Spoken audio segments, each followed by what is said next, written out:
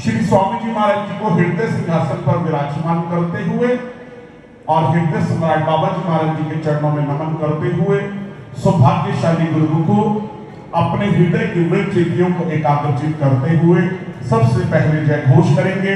बोलो जयकारा, बोलो मेरे श्री परमहंस दयाल जी महाराज जी की, श्री नंगली निवासी भगवान की, बोलो श्री स्वामी जी महाराज जी की। आज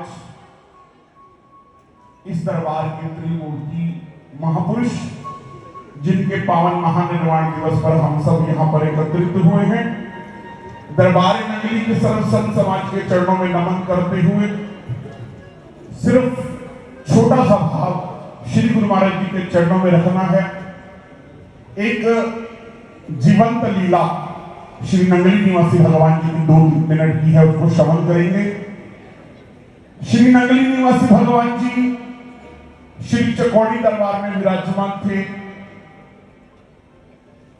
और विराजमान जब हुए तो आस पड़ोस में बहुत से महापुरुष थे।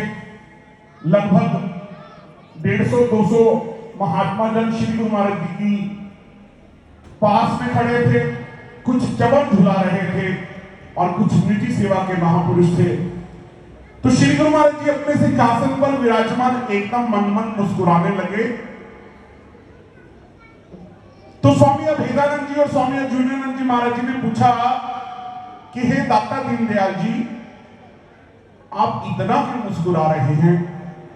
तो श्री नंगली निवासी भगवान जी कुछ नहीं बोले, फिर मुस्कुराने लगे।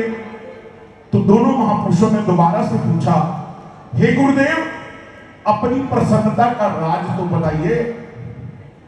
तो श्री गुरु महाराज जी ने फरमाया कि फला जगह पर मेरा एक गुरुमुख है, उसने आज से 25 वर्ष पहले मुझसे गुरुमंत्र लिया था। तो दोनों महापुरुष कहने लगे, गुरुदेव, इसमें ऐसी क्या अनोखी बात है? आपने तो हजारों लाखों गुरुमुखों को गुरुमंत्र दिया है, लेकिन आप बहुत ही प्रसन्न हैं। तो श्री गुरु महाराज जी फरमाने लगे कि आज उस गुरुमुख का अंतिम दिन है, यमराज उसको लेने के लिए आया है। तो महापुरुष फिर कहने लगे कि इसमें मुस्कुराने की क्या बात है दाता दीनदयाल? तो श्री गुरु महाराज जी ने फरमाया कि उस व्यक्ति ने 25 वर्ष पहले मेरा गुरुमंत्र लिया था, लेकिन 25 वर्षों में एक बार भी मुझे याद नहीं किया। और आज जब यमराज उसको लेने के लिए आया है तो वो यमराज के साथ लड़ बैठा है कि जो मेरा साईं है वो बहुत शक्तिशाली है। मैं इस बात पर मुस्कुरा रहा हूं। बोलो श्री नंगली निवासी भगवान की। तो महापुरुषों ने कहा कि दादाजी, अब आप क्या करेंगे? तो श्री गुरु महाराज जी ने फरमाया, चाहे उसने मुझे 25 वर्षों में याद नहीं किया, लेकिन अंतिम चरण में जब उसका अंतिम समय है तब उसने मुझे याद कर लिया है, तो वो मेरे लोक का वासी, चाहे मुझे उसने अंतिम समय में याद किया। तो फिर महापुरुषों ने फरमाया कि अब आप क्या करेंगे?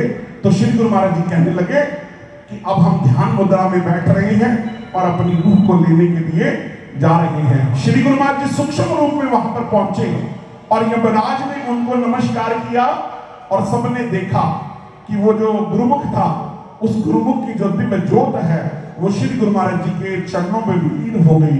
ऐसे दिव्य श्री नंगली निवासी भगवान। अब ये मत सोचना कि उस व्यक्ति ने 25 साल याद नहीं किया और अंतिम समय में याद किया, लेकिन बाबा जी हमेशा कहते हैं कि श्री गुरु महाराज जी के साथ जुड़ना है तो गुरुमंत्र के साथ जुड़ना पड़ेगा, सिमरन करना पड़ेगा। सिमरन करोगे, कर्म करोगे तो उसका फल मिलेगा, कर्म नहीं करोगे तो उसका फल नहीं मिलेगा। इसीलिए श्री गुरु महाराज जी के चरणों में जुड़कर अपना लोक भी बनाइए और परलोक भी सुहेला कीजिए। बोलो जयकारा।